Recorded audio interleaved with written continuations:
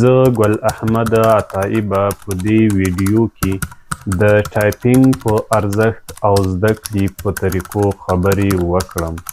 السلام علیکم قدرمنو کتونکو، الله دې وکړي چې روغ جوړ خوشحاله او د صحت په جامو کې به پټ یاست. ولې باید ټایپینګ زده کړو؟ ځکه د وخت غوښتنه او مسلکي اړتیا لیدل کیږي. د کمپیوټر ټایپینګ یوازې د 5 تڼیو حرکت نه، بلکې دا یو مهارت، یو ضرورت او د بریا لپاره یوه پټه وسیله ده. د ټایپینګ زده کړه نه یوازې ستا د کار سرعت زیاتوي، بلکې ستا د ذهن تمرکز، ترتیب او مسلکي شخصیت هم ښیي. د ټایپینګ ګټې دا دي چې ټایپینګ وخت سپموي، تولید زیاتوي، دفتري کارونه اسانه کوي. لیکوال، ژورنالیست، استاد، محصل او انجینر هر څوک ورته اړتیا لري. د فریلانس او آنلاین کارونو لپاره یو اساسي او مهم شرط ګڼل کیږي. دا چې نن سبا ټکنالوژي زیات پرمختګ کړی، نو له ټایپینګ او کمپیوټر څخه ګټه اخیستنه هم په خورا زیاته اندازه باندې مروج شوې ده. دفتري کارونه، د محتوا لیکل، فریلانسینګ یعنی افورک او فریلانسر ډاټ کام او داسې نور سایټونه، ډیټا انټري، ژورنالیزم او رسنۍ، تعلیم او تحقیقات او داسې نور کارونه یوازې د دوی د ښه او غوره ترسره کولو لپاره موږ کمپیوټر او ټایپینګ او دارنګه نور ځینې سافټویر او هارډویرو ته خورا زیات ضرورت لرو. په ټایپینګ کې یوازې د 5 ګوتو حرکت ته اړتیا ده، خو پایله یې کولی سي ستا ژوند او ستا مسلکي شخصیت ته حتما تغیر ورکړي. نو د دې لپاره چې خورا په زړه پورې او فاست ټایپینګ زده کړو، راځو د کیبورډ په طرف باندې. خو مخکې تر دې که مو زما یوټیوب چینل تر اوسه پورې نه وي سبسکرایب کړی، زما چینل سبسکرایب او له راتلونکو نورو تعلیمي ویډیوګانو څخه هم برخمن واوسئ. کله وخت کې چې موږ کمپیوټر خلاص کو، کمپیوټر د خلاصوالي سره موږ د کیبورډ همدغه انټرفیس لرو. البته همدغه انټرفیس او دارنګه د بټنو شیپ او ډولونه به د هر کیبورډ په نوعه پورې تړاو ولري، ځکه ټول کیبورډونه په همدغه یو شکل باندې نه راځي. د ډیل ایچ پي لپاره همدغه کیبورډ، خو د سوني لپاره کیبورډ لږ څه بیل ده. همدغه د ټایپ برخه یې چې کومه ده، همدغه د ټولو کیبورډونو یو له بل سره برابره ده. یوازې نمبر کی بعضې کیبورډونه په دغه طرف کې لري چې هغه د لمبرو د انټري لپاره یو اسانه کیبورډ ده، خو د هغې پر ځای باندې موږ دلته نمبر کیز لرو. کله وخت کې چې موږ ټایپ زده کوو یا کمپیوټر ته کینو، نو موږ د ټایپ لپاره د ټایپ د تیزولو لپاره اړتیا لرو تر څو پورې خپلې ګوتې په ترتیب سره په خپلو بټنو باندې کیکاږو یا کیږدو. نو د دې لپاره راځو موږ لومړی دا 2 ګوتې دلته په جی او اف باندې یو وړه زخه موجوده ده. کله وخت کې چې دغه زخه موږ تاسې احساس کوو، ووینو همدغه ګوتې به په همدغه دواړو بټنونو باندې ږدو. هغې نه وروسته په ترتیب سره هره یوه ګوته به موږ په مربوطه ورپسې بټن باندې ږدو. کله وخت کې چې ټولې ګوتې په ترتیب باندې کېښودل سوې، هغې نه وروسته موږ تاسې څه کوو؟ راځو د هرې ګوتې دنده پیژنو. البته دا 2 بټې ګوتې یا غټې ګوتې چې پاتې دي، دا موږ تاسې په سپیس باندې ږدو. هغې نه وروسته موږ راځو لومړی د ښي لاس دنده پیژنو. کله وخت کې چې د ښي لاس لپاره موږ تاسې همدغه یوه ګوته په جی باندې کېښوده، دا بله مو په چش باندې راځي، په کې راځي، بله په ایل باندې راځي، بل په سیمي کولن یا سر په سر ټکو باندې راځي. نو د دې لپاره کله وخت کې چې موږ تاسې د همدغه یوه ګوتې لرو، د دې مربوط موږ تاسې له شپږو راشروع 6 و یو ایچ جی ان او ام همدغه ترتیب 8 بټنې چې کومې راځي، دا موږ تاسې د دې یوې ګوتې لپاره اختصاص کړي دي. هغې نه وروسته موږ تاسې 2مه ګوته چې کومه ده چې موږ تاسې په کې باندې ایښې ده، د کې لپاره موږ کې پریس کوو او دارنګه آی پریس کوو 8 او دارنګه کامه علامه. دغه یو ردیف چې کوم ده، دغه یو ردیف د موږ تاسې د دې ګوتې اړوند راځي. هغې نه وروسته موږ په ایل باندې یوه بله ګوته ایښې ده، د ایل لپاره موږ تاسې نقطه ایل او 9 عدد لرو. دارنګه کله وخت کې چې موږ تاسې اخرنۍ ګوته په سیمي کولان باندې راځي، نو هغې نه وروسته سوالیه سیمي کولان، دارنګه پی او 0. دارنګه د دې دندې لږ څه زیاتې دي، نو ځکه چې موږ تاسې منفي یا ماینس لرو، مثبت لرو، دارنګه قوسونه لرو، انټر او سر په سر ټکي همدغه رنګ شیفټ.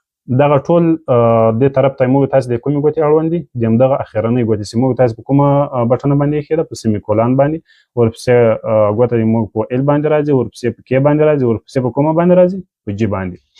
د دې 1 لاس د ګوتو ته دندې خو خلاص شوې. هغې نه وروسته چې کله وخت کې موږ تاسې چپ لاس ته راځو چې لومړنۍ ګوتې مو په اف ایښې ده، ورپسې مو په ډي ایښې ده، ورپسې مو په اس ایښې ده، ورپسې مو په څه شي ایښې ده؟ په ای باندې ایښې ده.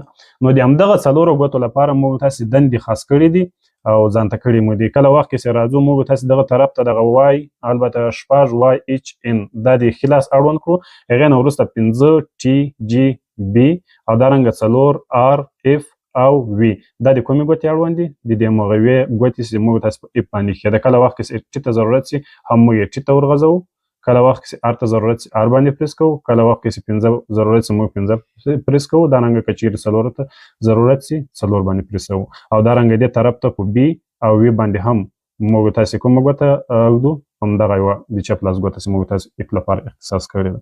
هغې نه وروسته ورپسې د منځ ګوته چې موږ تاسې په ډي باندې راځي، په ډي باندې د ډي لپاره یا د دې منځ ګوتې لپاره ای 3 ډي او سي دا بټن موږ اختصاص کړي دي.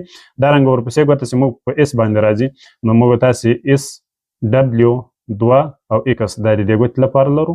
او دارنګه ورپسې اخرنۍ ګوته چې موږ لرو AZQ یو بټن دغه ردیف او دارنګه ټب کاپس لاک شفت او کنټرول دا ټول په کومه ګوته پسې راځي؟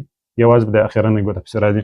او سپیس چې موږ پریس کوو، سپیس یوازې په دې ګوته باندې پریس کوو. نو د زده کړې لپاره موږ تاسې عموما کې په کیبورډ کې بیا راځو همدغه ردیفونه چې دي چې موږ تاسې له یاده ونوځي دا لومړنی ردیف دغسې ده، دغه د هوم رو په نامه باندې یادېږي چې دا موږ تاسې لومړی ځل ګوتې باندې ږدو. هغې نه وروسته دغه پورته کوم ردیف چې ده دا د ټاپ رو په نامه یادېږي او دغه د لاندې کوم ردیف چې ده دغه د باټم رو په نامه سره یادېږي.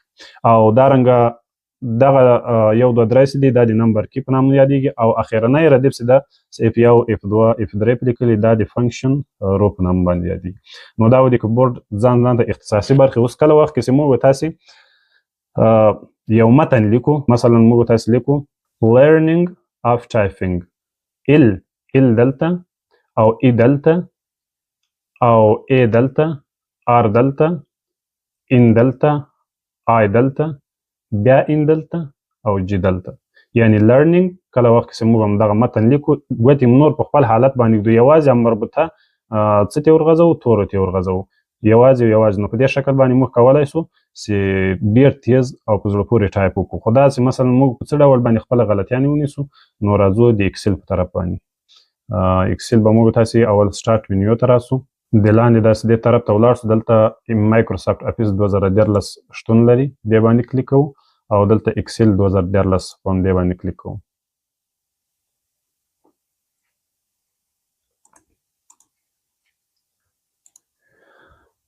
کله وخت کې چې موږ تاسې اکسل ته راغلو نو د اکسل لپاره موږ تاسې لومړی دلته راځو، د خپلې بټنې چې کوم دلته موږ تاسې په ګوتو کې اختصاصي کړي دي له هرې ګوتې سره موږ تاسې خپله بټنه لرو. مثلا موږ یې له چپې ګوتې را شروع کوو.